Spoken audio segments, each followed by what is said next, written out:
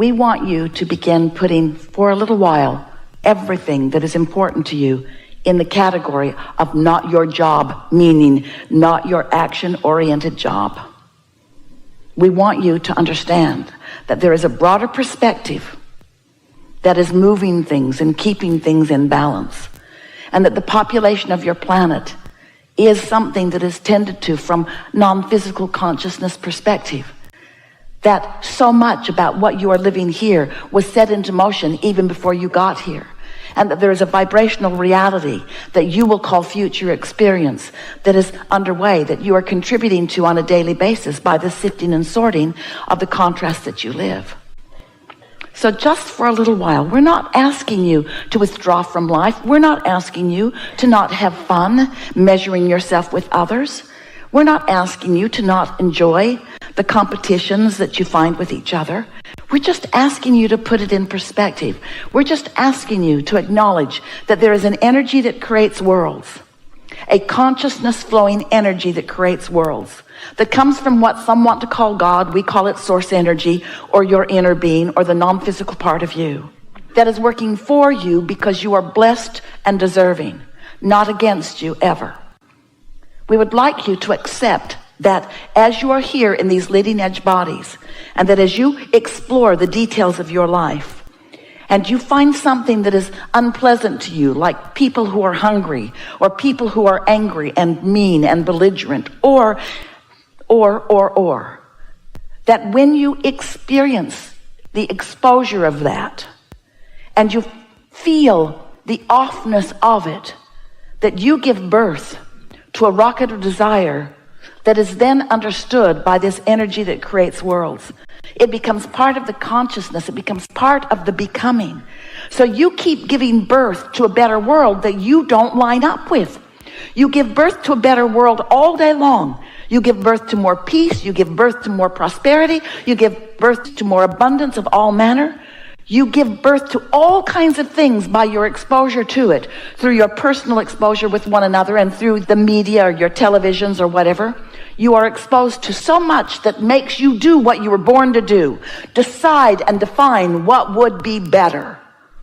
But then you don't go to what's better because you keep focusing upon the problem that you've been exposed to. So then future generations come, little kids come, and they're too young to know. They haven't been exposed to enough. So they're just born expecting well-being. And do you know, it's the animals on your planet and it's the babies on your planet that keep allowing the well-being to flow. You don't ever need to worry about it.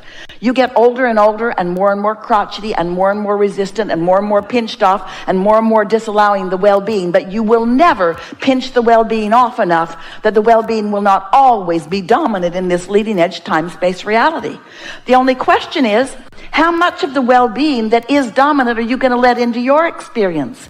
And when are you going to stop justifying what isn't working out for you by noticing what isn't working out for you and for others? We want you to step back just for a little while. Try it for a month, where you say, people say, what are you doing? Nothing. No, really, what are you doing today? I'm going to daydream. What? Yeah. I'm going to go sit by the lake or sit by the fireplace. I'm going to put my feet in the water. Aren't you going to go to work? Yeah, but I'm not going to focus like I usually do.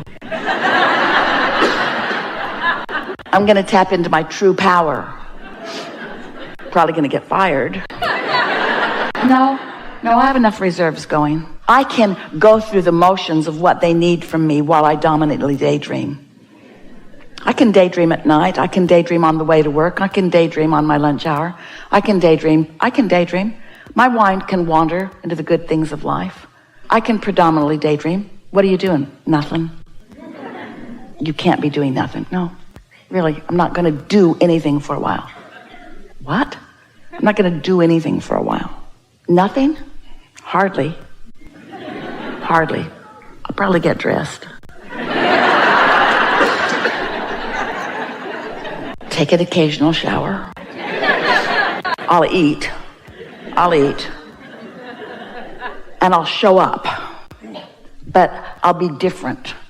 Because I'm showing up in my wholeness. I'm showing up in my expecting good things to come to me. I'm showing up expecting inspiration to come to me in such a timely way that I can shoot a basket from mid-court and on a buzzer beater win the championship. I can do that. Or I can receive an impulse about something that I've been lightly pondering, and when I play it all the way out, it's effective. I can invent things and create things by utilizing this higher power that I have to daydream myself to. I'm no longer going to hold myself in practical defiance of my true power. I'm not going to do a piddly, mediocre little action thing. I'm going to tap into true power. So we're just saying that when you get the hang of this, that the power of a non-resisted thought, that's what we want you to focus with us here. The power of a non-resisted thought is a comparison of like an atomic bomb to a firecracker. The relationship of the energy and the movement of the energy within it, the power of a non-resisted thought. Try it. Try it just a little. Not even all the time, just a little more. Daydream a little bit and see what happens. Let your mind wander, or think about when your mind did wander and what it produced. Esther was waiting for her plane at the airport on her way to here. And she was in the Delta Lounge and just got a really strong impulse to go to her gate. And she looked and she thought, it's an hour early. I should stay here because less people, more food, comfortable chair. I should stay here. But the impulse to go was really strong. A good feeling impulse, like something better awaits you somewhere else. That feeling? Her practical mind couldn't figure it out because nobody wants to be at the gate instead of the first class lounge. But Esther did, was strong. So she went down to the gate, found a seat, saw that her flight was on the board. It was the next flight coming. There was an airplane still there and another one still coming. So she was there really early. And then she thought, I should have a drink of water. My breath might be bad. And she thought, I should eat a breath mint. My breath might be bad. And then she thought, I should stand up. And then she thought, I should go over there. So she's just following these unimportant seeming impulses. And a woman turned around and said, Esther, oh my God, I knew I would meet you someday. I didn't know where or when. Esther said, me neither. All I know is that for the last hour, you've been calling me right here. You've been calling me right here and see, my breath's good.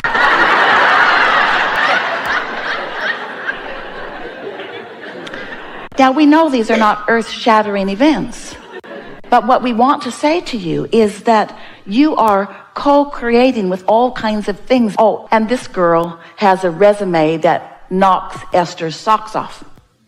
The last 5 things that Esther wrote on her daydreaming list are those kinds of things. In other words, the universe knows who you are. The universe knows who others are. The universe knows where you are in relationship to everything that you want. And so when you are in alignment with who you are and you get an impulse. Now, there's not one of those things that we said to you that Esther was thinking about that feels very important to you. In other words, how earth-shattering really is it for Esther to just get up and go someplace else? Not very, but isn't meeting someone a good thing? And isn't timing of that a good thing? And isn't co-creating a good thing? And isn't that how the world goes round? Isn't everything about co-creating? Isn't everything about that? You see what we're getting at? And how do you know if you are not accustomed to doing what you want to do? You see, we've been working with Esther a long time. We're trying to convince her every day to do what feels best to her, not to do the most practical thing or the thing that in other words, what's more practical, to stay here or go there? What difference does it make? Follow your impulse. Follow your impulse. except that there is someone upstream from you with a broader point of view that knows everything that you intend, that knows everything that's in your vortex, and knows, here it is, what the path of least resistance is to get you to where you want to be. But it's not path of least resistance just to get you from some place to another place.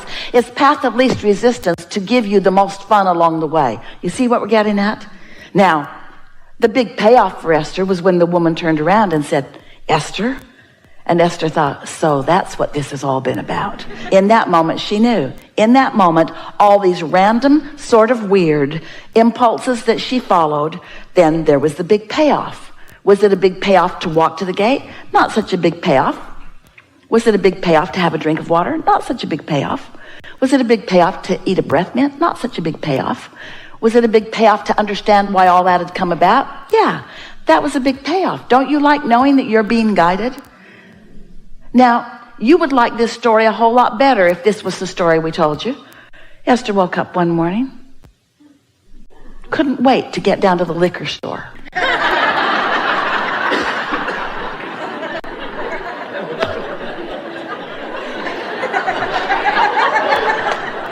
That's where she buys her water and milk. But on this particular morning, she got up, she couldn't wait to get there, and she bought a lottery ticket and she won $10 million. No, she didn't, but you would like that story better.